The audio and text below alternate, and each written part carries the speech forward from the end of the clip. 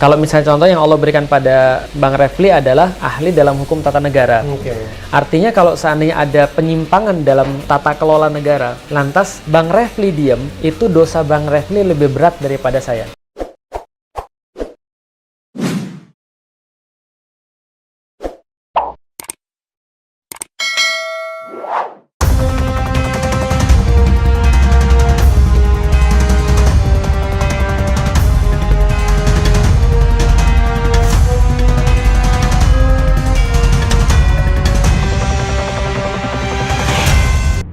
Dan anak-anak muda sekarang ini trendingnya pakai jenggot tuh. Ya, Lionel Messi juga pakai jenggot. Lionel Messi ya. Cuman bedanya kalau Lionel Messi bukan jenggot Ustadz Felix. Iya, bukan jenggot Pancasila. Bukan jenggot Pancasila. Cuma 5 biji. Tapi nggak 5 itu ya. Dulunya 5. Itu butir-butir Pancasila. Iya, betul. 33 kayaknya.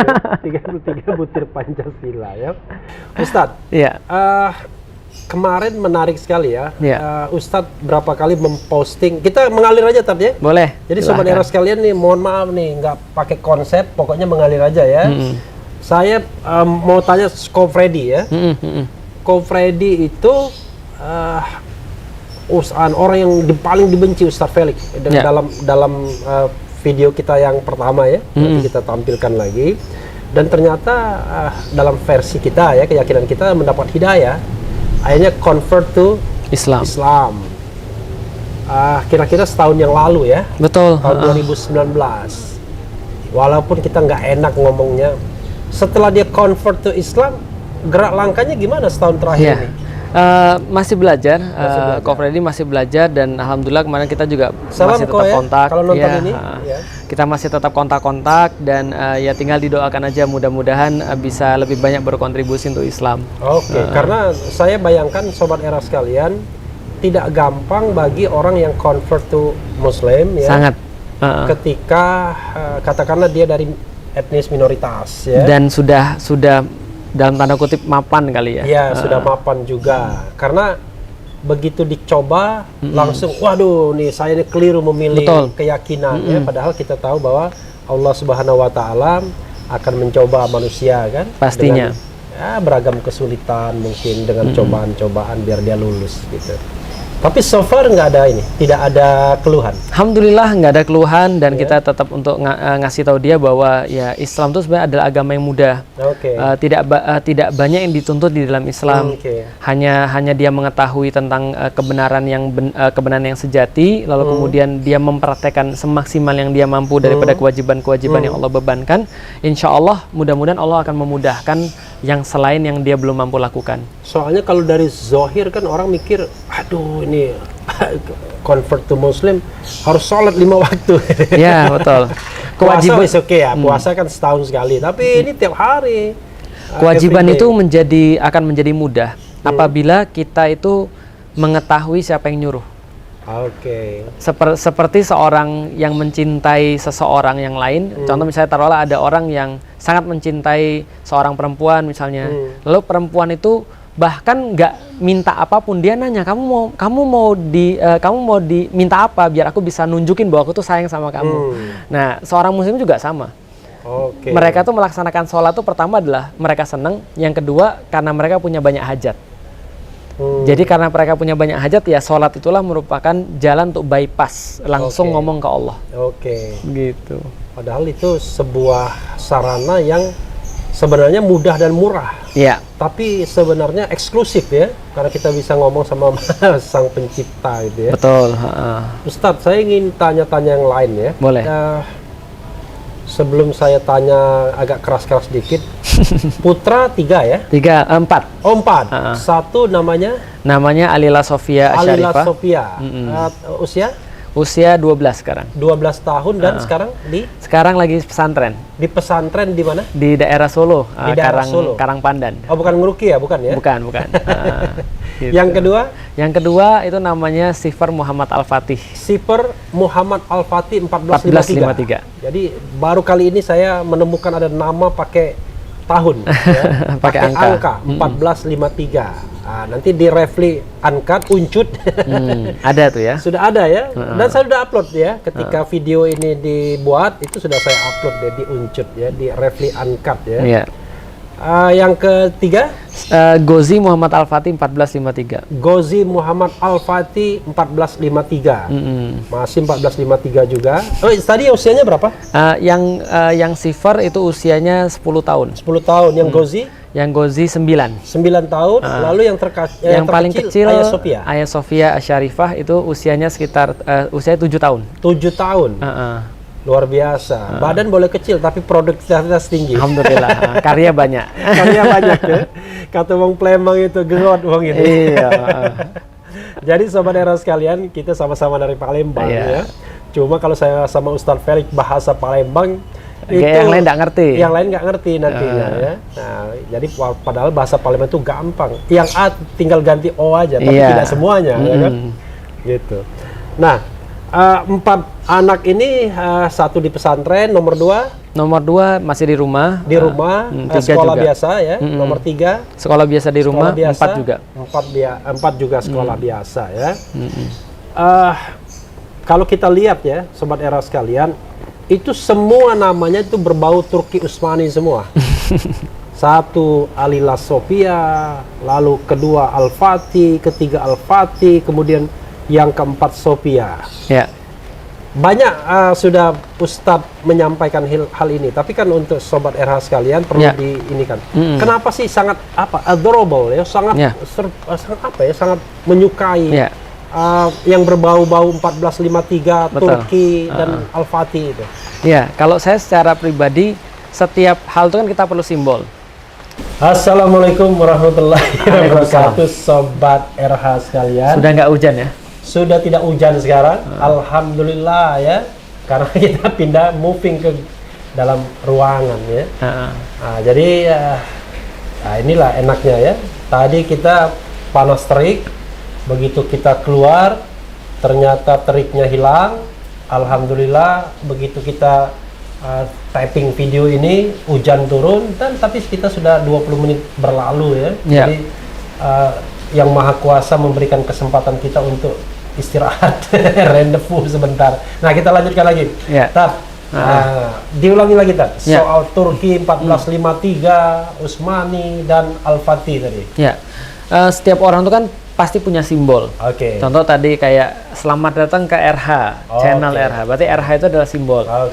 Kalau zaman dulu saya secara pribadi suka gambarin huruf S. Terus ada logo permata di atasnya, Superman. Kalau nggak gambar logo Batman. Jadi setiap orang tuh punya simbol. Batman itu kan manusia yang jelek artinya, manusia nakal ya. Batman, lawannya Goodman. Nah, jadi kalau kita punya simbol tuh kita berharap bahwa simbol itu menjadi sebuah pengejawantahan kita, wakil daripada kita. Nah, setelah dewasa itu simbol seorang muslim kan pasti adalah 2 kalimat syahadat. Tapi untuk lebih mengingatkan lagi tujuan saya itu apa, semangat saya itu apa, maka saya menggunakan 1453 sebagai simbol saya. Kenapa? Karena di tahun itulah terjadi pembebasan kota Konstantinopel, tapi yang paling penting adalah di tahun itu terbukti perkataan Rasulullah Shallallahu Alaihi Wasallam bahwa kota Konstantinopel itu akan dibebaskan oleh kaum muslim. Itu nama sebelum Konstantinopel itu Bizantium kan sebenarnya? Bizantium itu adalah satu kerajaannya, kerajaan Bizantium. Romawi Timur.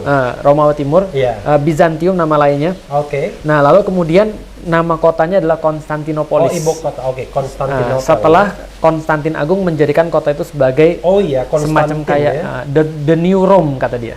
Konstantin itu bukan raja yang memeluk Kristen ya, Konstantin dia. Iya, betul. Jadi Konstantin itu dulu memindahkan dari Roma menuju ke Konstantinopel, dan termasuk dia mengadopsi Kristen menjadi agama negara. Jadi Konstantin itu adalah raja yang memeluk agama Kristen. The Great Konstantin. The Great Konstantin. Lalu setelah Konstantinopel jatuh berubah menjadi Istanbul ya. Istanbul apa artinya? Ada banyak versi. Karena kalau Istanbul saya tahu. Istanbul. Pernah di masa dulu dipanggilnya Stambul. Stambul ya. Tapi juga Stambul tuh musik keliling kan kalau kita di Hasanah Kesusastraan Indonesia Stambul. Mungkin ada hubungan. Ada hubungannya. Mungkin ada hubungan bahwa pertunjukan itu pada zaman dulu ya mungkin berasal dari sana, Stambul.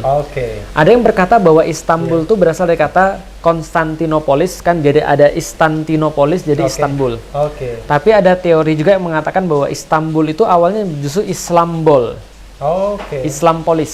Jadi Islamopolis. Islambol adalah full of Islam. I see. Jadinya Istanbul jadi Istanbul. Saya ingat Ustadz Felix ini suatu masa pada suatu hari ya, diundang di ILC, Indonesian Lawyers Club, dan beradu pendapat dengan Ustadz lainnya. Saya nggak sebut namanya. Iya. Yang nonton tuh sampai puluhan juta, itu luar biasa itu. Iya. Gitu. Dan waktu itu Ustadz Felix sangat meyakinkan bicara mengenai soal-soal yang terkait dengan Turki. Jadi tidak heran, kata beliau, mungkin udah puluhan kali ke Turki, jangan-jangan. Iya betul, belasan kali ke Turki. Belasan kali ke Turki ya. Dalam rangka nagih kredit, enggak ya? Pulang kampung. Pulang kampung ya. Iya. Gitu. Membawa jemaah ya. Bawa jamaah, kita jalan-jalan sekaligus. Saya pikir setiap yang Allah berikan kepada kita itu adalah bentuk amanah. Kalau misalnya contoh yang Allah berikan pada Bang Refli adalah ahli dalam hukum tata negara. Artinya kalau seandainya ada penyimpangan dalam tata kelola negara, lantas Bang Refli diam, itu dosa Bang Refli lebih berat daripada saya.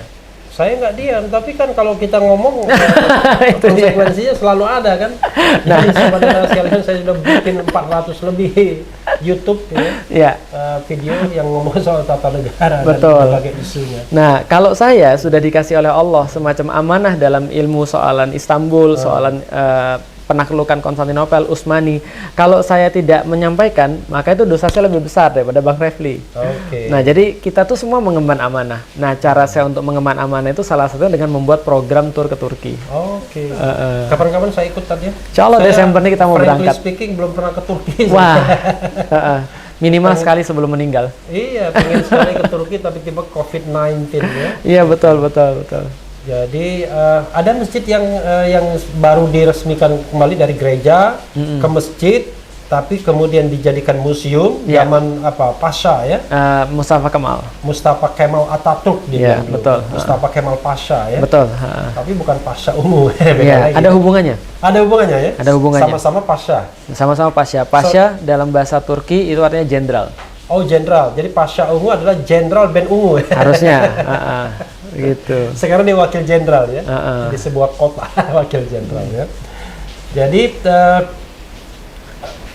sekarang yang namanya Masjid Hagia Sophia itu yang diambil sebagai nama putri Ustadz kan dibuka lagi ya. Ya, betul. Tapi UNESCO protes. Ini kan warisan dunia katanya, kok dibuka-buka gimana? Iya. Saya pikir wajar ya kalau misalnya Eropa protes ya, karena dulu kan Hagia Sophia ini kan menjadi simbol hegemoni daripada Kristen Ortodoks. Harus kita juga kasih tahu bahwa bukan Kristen Katolik ya, tapi Kristen Ortodoks. Mungkin buat sobat RH, Kristen Ortodoks itu seperti apa tuh? Dulu di dunia kekristenan tuh terbagi dua. Ada Kristen Latin atau Kristen Katolik atau Kristen Roma, karena penganutnya banyak kan orang-orang Latin. Ada Kristen Ortodoks atau diketahui juga sebagai Kristen Yunani, karena penganutnya banyak orang Yunani. I know. Ya, dari Yunani ya. Dan pertama kali kan yang meyakini ajaran Yesus kan sebenarnya orang-orang Yunani. Makanya Yesus itu disebut dengan Yesus Kristus. Kristus itu kan adalah bahasa Yunani kalau saya nggak salah untuk bukan. Pengurap, sang pengurap. Dalam bahasa Latin Mesias. Mesias. Nah, jadi kan Yesus sang Mesias. Itu apa? Pembebas dong. Dalam bahasa Arab Al-Masih. Al-Masih. Sama kan masaha artinya mengurapi. Karena kan bahasa mengurapi itu apa ya artinya? Mengurapi itu ya ini menggunakan minyak ya, mengurap. Mengurap Al-Masih. Minyak urap ya. Iya, betul. Soalnya bahaya juga kita bilang mengurapi. Iya. Nanti bilang kurap lagi. Iya, enggak. Itu mengurapi orang-orang Kristen juga sudah paham. Mengurapi. Jadi Al-Masih itu kan adalah orang-orang kalau bahasa kita yang dijanjikan ya. Jadi Isa Al-Masih yang dijanjikan kan itu kan ya. Artinya Al-Masih itu bisa punya banyak arti, tapi dalam bahasa Yunani jadinya adalah Kristus. Kalau dalam bahasa Ibrani atau bahasa Hebrew atau bahasa Yahudi jadinya Mesias tadi. Makanya ada Lionel Messi. Lionel yang Mesias ya. Iya, Mesiah gitu kan ya. Mesiah. Nah, artinya kalau pantas saja dia jagoan main bola ya. Nah, karena terjanji kali ya. Iya. sudah terjanji itu ya. Itu yang namanya by birth ya. Iya, betul. Dilahirkan. Nah, jadi pemain sepak bola yang hebat itu dilahirkan, tidak diciptakan. Jadi ada dua, ada Kristen Ortodoks, ada Kristen Romawi atau Kristen Katolik. Nah, bedanya adalah kalau dulu Kristen Ortodoks itu berpusatnya di Bizantium atau Konstantinopel, sedangkan Kristen Katolik itu berpusatnya di Holy Roman Emperor atau di kota Roma tadi, yang menjadi ibu kotanya. Vatikan, ya? Betul, dan Vatikan. Nah, Hagia Sophia ini gereja Ortodoks. Jadi kalau ada orang bilang katedral, sebenarnya kurang tepat kalau katedral, karena katedral itu kan sebutan untuk gereja Katolik. Nah, sedangkan ini adalah ya bisa dikatakan basilika. Basilika. Iya, jadi kalau gereja besar di Ortodoks namanya basilika. Loh, kok di Vatikan saya pernah dengar basilika juga ya? Iya, basilika Santo Petrus dan segala macamnya. Walau bisop, cuman kalau kita mau lebih tepat secara istilah bukan gereja, bukan gereja katedral, tapi basilika. Nah, intinya adalah Hagia Sophia ini dulu digunakan oleh orang-orang Ortodoks untuk menunjukkan hegemoninya. Nah, setelah dibebaskan oleh Konstantinopel, Bizantium ini tutup. Dibebaskan oleh Al-Fatih. Dibebas oleh Al-Fatih. Konstantinopel ini tutup. Setelah tutup, lalu kemudian hilanglah Romawi sebelah timur. Yang ada adalah Romawi sebelah barat. Maka secara otomatis ini jadi nggak ada yang punya. Ketika nggak ada yang punya, maka diambillah sebagai wakaf daripada Sultan Muhammad Al-Fatih, dijadikan sebagai sebuah masjid. Nah, wakaf kepada? Wakaf dari dia. Jadi kan karena konsep zaman dulu yang namanya raja yang menundukkan, otomatis semua teritori punya dia. Betul. Lalu dia wakafkan kepada rakyat kira-kira. Betul. Dia wakafkan pada rakyat atas nama dia. Lalu kemudian jadilah Hagia Sophia menjadi properti dia yang dia wakafkan. Nah, lalu kemudian kalau UNESCO kemudian mengatakan bahwa ini kok dijadikan sebagai masjid, ya memang awalnya masjid. Jadi dia cuma balik lagi jadi masjid lagi. Awalnya gereja. Tapi ketika tadi sudah Bizantium sudah selesai, di take over ya, jadi masjid, jadi museum. Betul. Zaman Kemal Atatürk ya. Betul. Kan? Balik lagi jadi masjid zaman Erdogan. Erdogan. Gimana tadi? Erdogan. Erdogan, karena G-nya mati. Erdogan ya. Erdogan. Soalnya kalau Erdogan tuh bahasa Palembang namanya air kelapa muda. Erdogan. Betul. Jadi Erdogan ya. Jadi dia cuma mengembalikan menjadi fungsi awal, yaitu menjadi tempat penyembahan terhadap Tuhan. Luar biasa ya. Dan saya lihat Ustadz sangat antusias ya. Itu melihat perkembangan yang ada ya. Iya, saya sampai sekarang masih merinding ketika membayangkan itu. Karena tapi sudah pernah ke sana setelah jadi masjid? Belum ya? Nah, bareng saya aja nanti ya. Insya Allah ya. Desember ini mudah-mudahan saya ke sana. Desember? Desember ini. Nggak takut COVID-19? Saya pikir itu sudah ada beberapa yang bisa dikondisikan. Ikut dong saya. Ayo, mudah-mudahan kita ke sana nanti bareng. Nanti kita ketemunya di Istanbul. Iya, jadi pertama kali ketika saya ke sana, sebelum saya ke sana pun membayangkan itu sudah sangat ternyuh buat saya.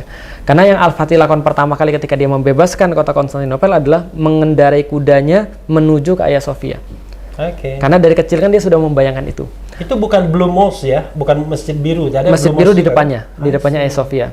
Dan itu bagi saya tidak terlalu bersejarah. Nggak punya pengalaman. Iya, karena Hagia Sophia itu dibangun tahun 500-an. Masjid Biru atau Masjid Sultan Ahmed itu dibangun 1700-an, jadi jauh sekali. Artinya? Karena Nabi nggak pernah ada yang nggak sulit. Dan kita kan senantiasa doa dalam hidup kita kan ya. 17 kali sehari kita menyebut ihdinas siratal mustaqim, minimal 17 kali. Ihdinas siratal mustaqim, tunjukin kami jalan yang lurus. Dan kita mendeskripsikan sendiri jalan yang kita minta. Siratal ladzina an'amta alaihim, itu adalah jalan yang engkau pernah berikan kepada orang-orang sebelum kami.